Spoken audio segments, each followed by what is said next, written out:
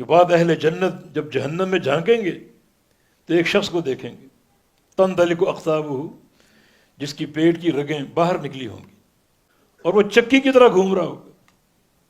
وہ لوگ اس کو پہچان جائیں گے دیکھ کر کہ آپ وہی نہیں جو ہمیں دنیا میں نصیحت کیا کرتے تھے، ممبر پر سوار ہو کر ہمیں سمجھایا کرتے تھے؟ کہا میں وہی ہوں، تمہیں نصیحت کرتا تھا خود عمل نہیں کرتا تھا، اور تمہیں روکتا تھا خود اس سے باز نہیں آتا تھا۔ مانا وہ دونوں کام کرتا تھا، عمل صالح کی نصیحت کرنا اور جو برے لوگ ہیں ان کو برائیوں سے روکنا۔ ان کو برائیوں سے روکتا اور خود نہیں رکتا تھا، عمل کی دعوت دیتا، خود عمل نہیں کرتا تھا۔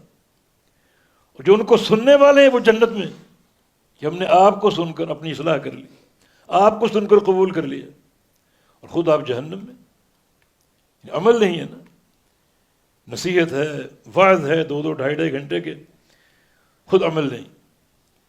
نصیحت کریں، وعظ کریں، نصیحت کریں، خود عمل نہ کریں تو بڑی یہ شدید ترین وعید ہے۔